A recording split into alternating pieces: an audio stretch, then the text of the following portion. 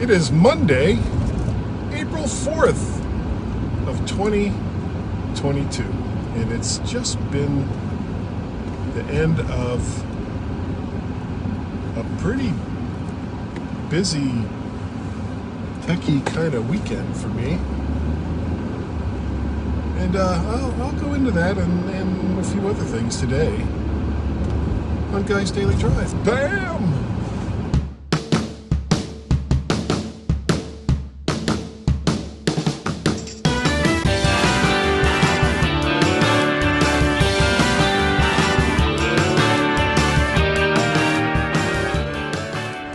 And welcome everyone to Guy's Daily Drive. Oh my God, what a day. It is. Oh, this is just a beautiful day. Seriously, it's chilly. It's 41 degrees. But the day itself is just beautiful. There's hardly any clouds in the sky. It's nice and bright and sunny. It's 41 degrees, so it's not like it's a summer day. But it's going to get up, I think, into the 60s, so that's not too bad. But this weekend, wow, some stuff happened. Now, I told you about this dresser, and it's just a cheap dresser. It's basically made of these like metal support beams and then these cloth drawers, and it's like $70 on Amazon, you know. And as it turned out, I'm glad I got it on Amazon. So Saturday, I got up and decided I was going to finally, I'd had it for like a week, and I decided I was going to finally put the dresser together. And this was before Gaz and I started recording the podcast. And so I get all the pieces out and I'm starting to put it together, and like an idiot, I didn't check that all the pieces were there before I got started. Because if I had checked to see that all the pieces were there, I would have noticed that the middle support was missing. And that's like a major piece when you're talking about I hesitate to call it a dresser. It's, you know, when you're talking about a little piece of furniture like this, to have the middle support not there basically means that it ends up, if you did manage to put it together, it's just a frame with 5 loosely put in cloth drawers. None of that would have worked, because trying to open them and close them and put any kind of weighted stuff in them would have just been a disaster. It wouldn't have worked at all. So I was like, damn. So I put the all the piece, took apart what I'd already done and put the pieces back together in the box. Well, the phone is like just talking like crazy. I got to figure out how to get it to stop giving me all these dumb notifications. It's almost like the S lady is going crazy as I'm just driving down the road. And I don't want it to do that, but every time I think about it, of course, I'm driving or doing Guy's Daily Drive, or both, or I'm not thinking about it at the times when I could do something about it. Anyway, so I contacted Amazon through their return service, and it's weird because as I went through the process, you get like this QR code and blah, blah, blah. They say, okay, well, you need to take it to an authorized return center. I was like, okay, well, let's see where there is one. And it's in this particular case, it was saying take it to this UPS store.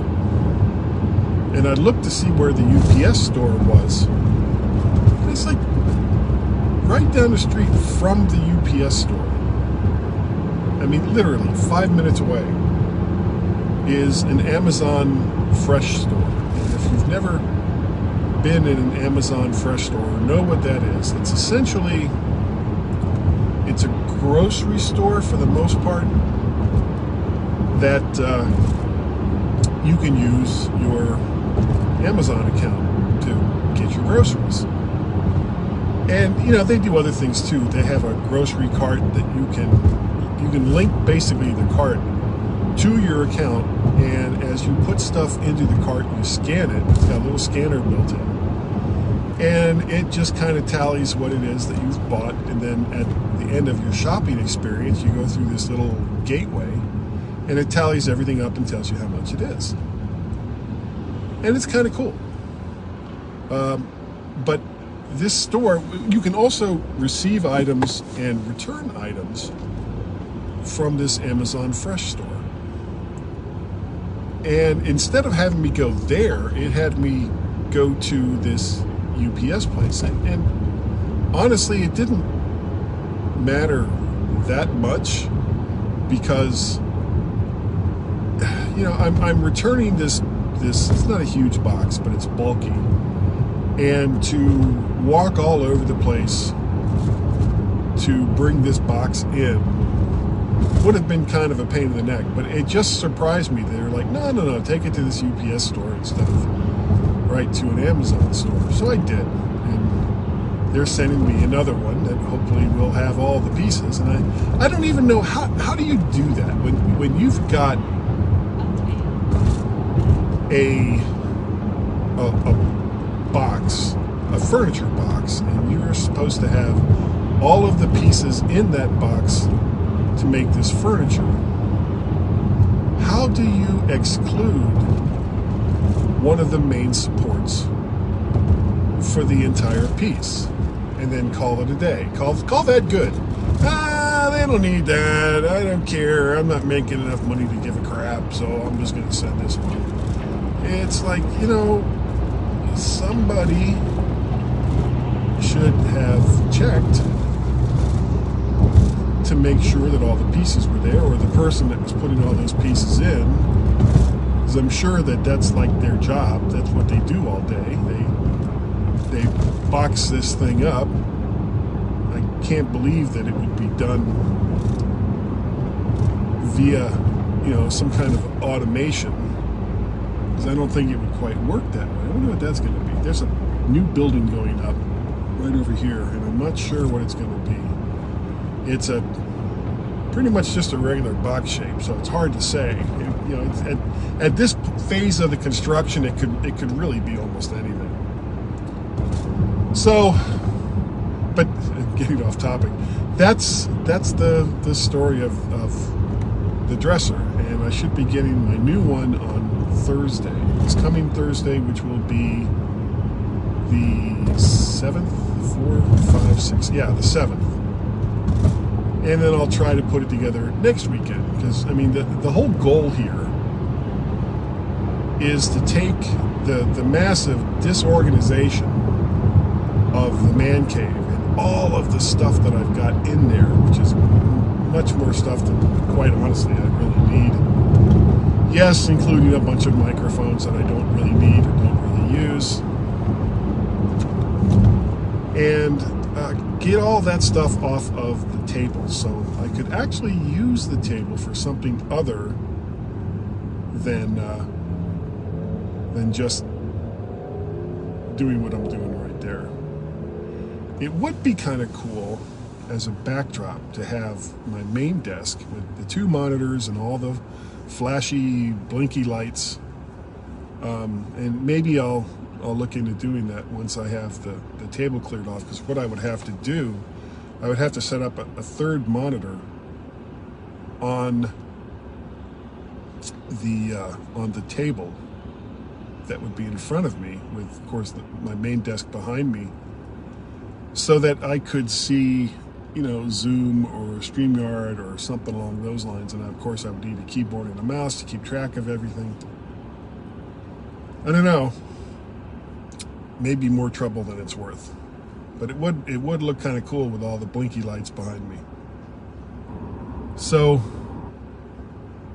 that's that update. So then we also did Gaz and I did the My Mac podcast, which is always fun, and there were plenty of giggles in this week's show.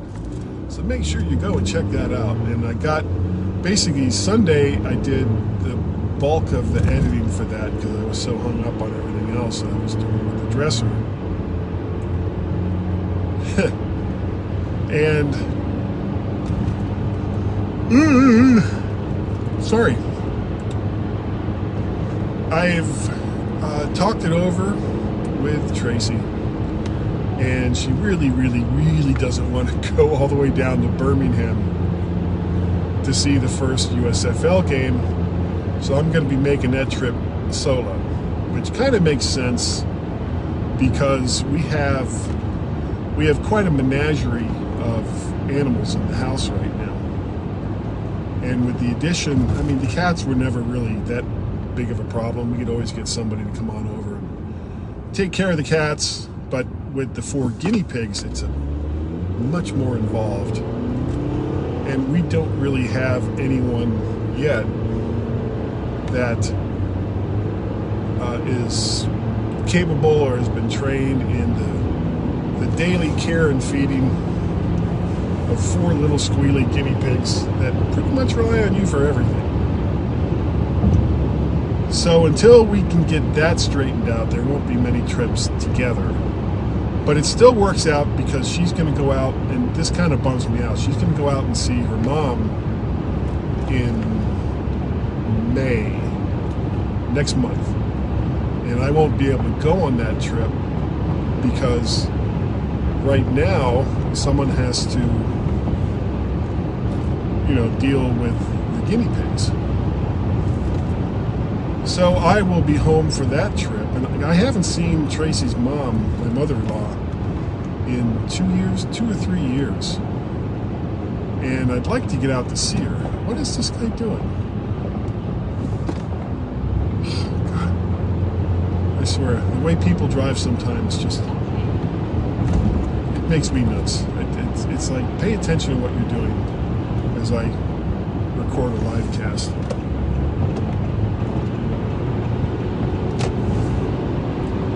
Sorry about that, Volkswagen.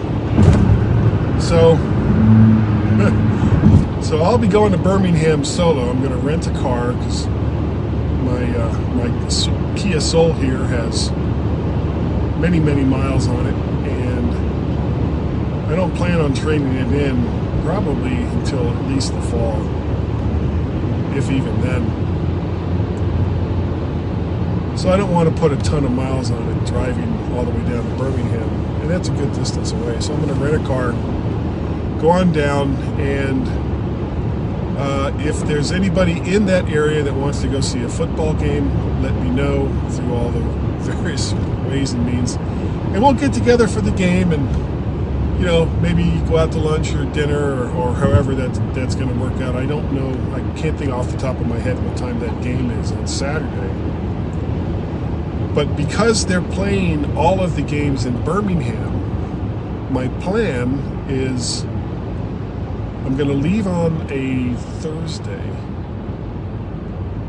and go all the way down to the central part of North Carolina where Tracy has some relatives who, of course, are through marriage related to me as well.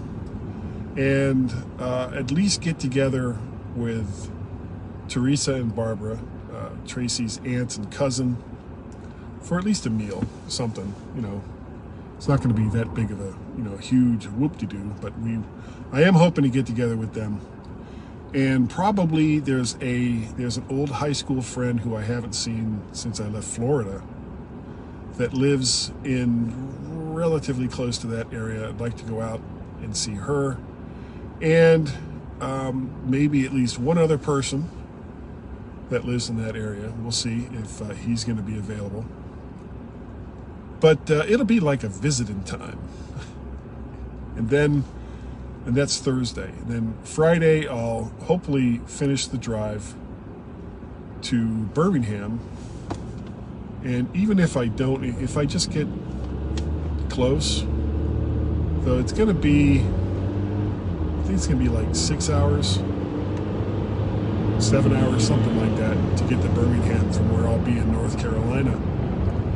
But if I get relatively close and decide that, hey, that's good enough, that's fine too, because the game isn't until, I think, that afternoon. I'll have to check and see when the game is. But the kind of cool part is the next day they're having 3 more games in that same stadium. And as I recall, it's going to be like, if you can stand to be there that long, one price to see all 3 games. So I don't know if I would stick around for all 3 of those games, but I might hang for at least 2 of them. And then early Monday, get up and start my drive back. And in theory, I could get back on Monday if I really, really, really push it, but I don't think I'm going to. So I'll be home sometime on Tuesday. But the great thing is I will be out of the house for a few days and doing something other than going into work. And I'm sure I will do some guys' daily drives. I don't know, I've tried to do this in the past and it didn't work out that well because cell reception would get spotty as I'm, flying down the road at 70 miles an hour. Maybe I'll do one from a location if I can get a good signal, and I don't know, just do periodic updates on my way. So that's the plan. It's not this week, but next week. Next week, leaving on a Thursday, and I think that's the 14th. I'd have to look at the calendar, but it's something like that. And it's going to be fun. I'm really, really looking forward to it. And I think that's going to be it for today. All the things I wanted to talk about. If you want to get a hold of me, email addresses are guy@mymac.com or podcast@vertshark.com. You can find me on the Twitters. I am VertShark or MacParrot over there on the Twitters. VertShark.com is the website where you can find all of the odds and all of the vids. What else? YouTube. Go find the VertShark channel. Just search for VertShark and it'll come up. And once you've found it, like, share, subscribe. You see that? Like, share, subscribe. That's all you got to do. It's so easy. Ever so easy. Ooh, that's nasty. And what else? Oh, you can help support the things that I do. Patreon.com/MacParrot. Coffee, ko-fi.com /MacParrot. Or PayPal at paypal.me/MacParrot. And as I have said, that is going to do it for today. Thank you all so very, very much for joining me on my or sometimes tri-weekly journey here on Guy's Daily Drive. Bye-bye.